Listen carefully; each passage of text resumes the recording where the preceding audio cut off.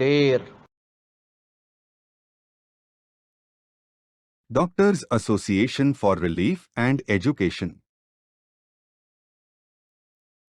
DARE Talks. Transforming Ideas into Reality.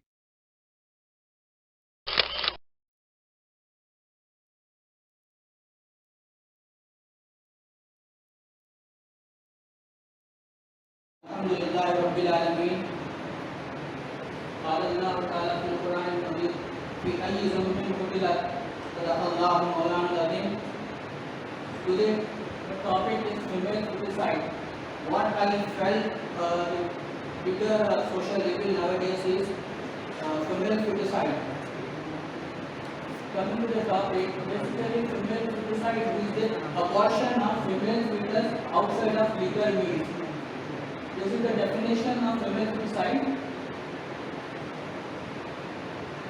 And the other term for this is female infanticide. This came into light when census has been done. There are many female child sex ratio of from 0 to 6 years. In that case, that comes in the female infant. So basically, sex ratio was normal initially, but after doing some census, it came to know that female infanticide is also prevalent in society. Basically, this disgraceful society.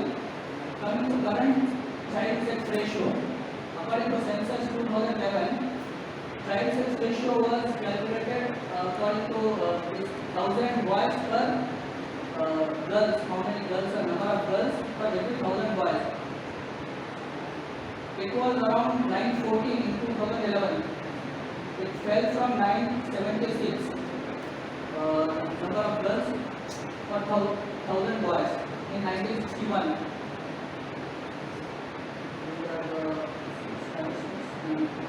Now current is in 1981 it was 962, later it got dropped to 945 in 1991, then 2001 it was 927, now it's 919 per 1,000 words. And coming to this, Arunachal Pradesh is the highest good child sex ratio of 972 per 1,000 boys, and very lowest is at Haryana, where it was 834. Basically, it was originated or it was very much rampant after the introduction of this ultrasonography techniques.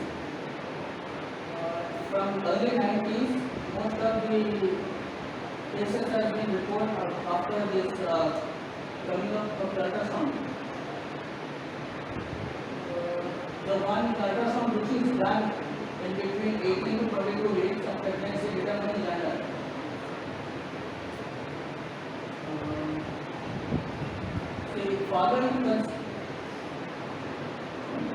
Following this conception, fetal sex is determined prenatal diagnostic techniques after which female fetals are aborted. Female sex determination and sex selective abortion by medical professionals have grown into 1,000 crore industry. Causes. If we come to the causes of this, there are many causes. Very much highlighted causes are like dowry system. In India, this is a very bigger cause of dowry system. And second, from the birth of girl child, the fathers will be very much concerned about this dowry. That's why this is very much carried out in society. And the second is the financial obligation. Basically, families consider themselves girls as a liability. And then the rise of inflation is there, and advancement of technology and corruption. Because doctors, many doctors are indulging in this activity of finding out their sex and going for this abortions. And a very lastly, it is like weak social security system in India. compared to other countries like Western countries and Arabic countries, where this is very low, means female infanticide and female infanticide is very low. This girl has a liability, old religious belief, some prefer boys in most of our country, like boy is the one who takes care of family and also certain religious rituals after death of the parents, they get this one moksha, something like that, if father, son is there, like that, that is one thing. And dowry system is very much here. And small family norms and can't afford that. And these are the statistics state-wise, basically the top three states with worst child sex ratio is Haryana, Punjab and Rajasthan. And the good one is not to the much, but less child sex ratio. And the better thing is like Kerala is there and Puducherry is there and Mizoram. Consequences. Having said that, whatever these causes are there, after the consequences will come out. Whenever this sort of thing occurs, this social evil occurs in the society, that has consequences. Like this has girls trafficking. Basically, it is very much rampant in Haryana. In Haryana, where there is less women, less girls. For marriage, what they will do is that they will take up the girls from Assam and northeastern states and they will sell over here in Haryana and Rajasthan. And other like the women's exploitation, definitely when there is less women, the exploitation will occur by the men. And measures at government level. There are many acts which prohibit this early detection of sex as well as preconception and prenatal diagnostic techniques are there, 1994, but poorly enforced by authorities. We have good laws at government level, government is taking some measures, but the implementation is very poor. Control mechanisms, registration of, this is like how can it be controlled? It requires education of masses as well as families and also good behavior of doctors. Basically, doctors should not corrupt themselves while doing this. And it has like control mechanisms. One is the registration of all nursing homes and defaulters should be punished in this. All the registration should be done for nursing homes and diagnostic centers. And nationwide campaigns to aware people about importance of girls and reservation and financial supports to girls and strict implementation of anti-dowry laws. We have laws, but the implementation is not so much. But the other things like appropriate authorities at district level to empower, search, seize and seal the machines. Of the diagnostic center, if they are doing some corrupted things and they are doing this sex determination at the early stage.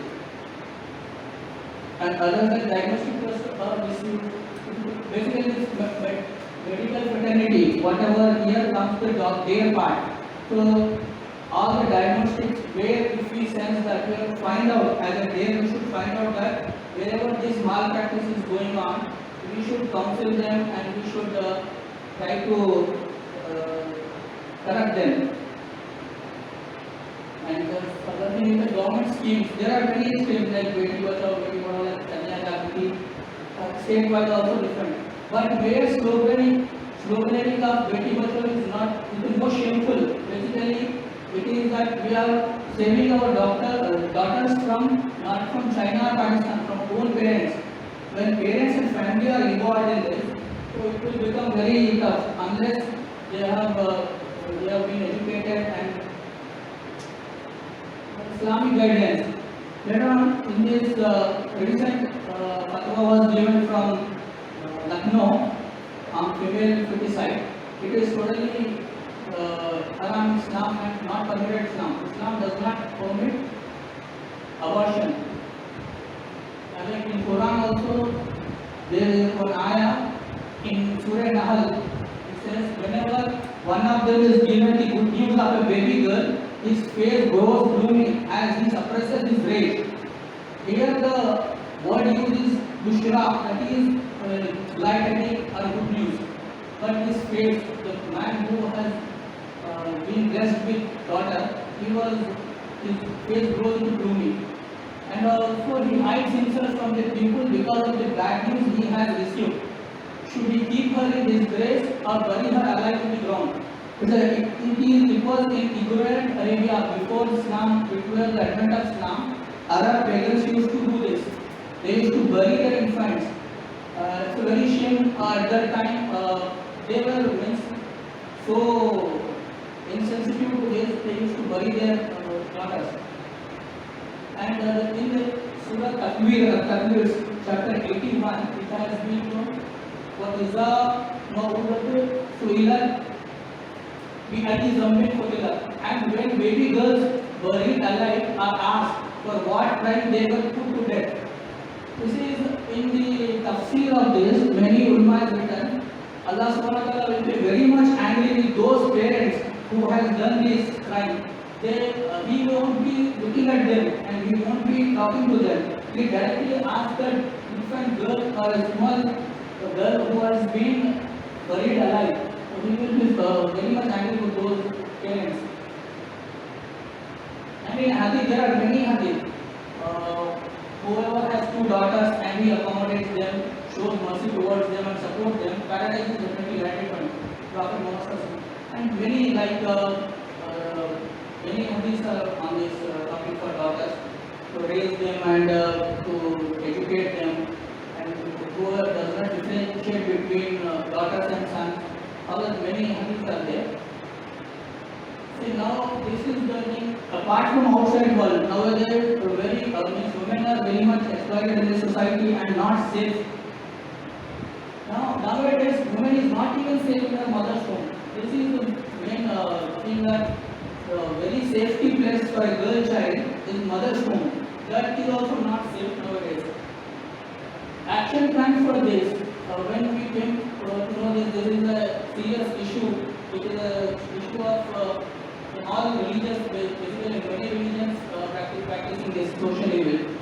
So action plan is that it is essential that these social cultural factors be tackled by changing the thought process through awareness. Basically, awareness is the thing. Many parents, they think of that boys are like they are the earners of the society. For family, they will earn. But it's not like that. We should aware them. Awareness should be generated, and mass appeal and social action. These are the things we can do. And for medical students and paramedical and all medical practitioners, sensitization is the thing we can do. From their education, medical students should be taught all the etiquettes, basically what Islam and also in general, whatever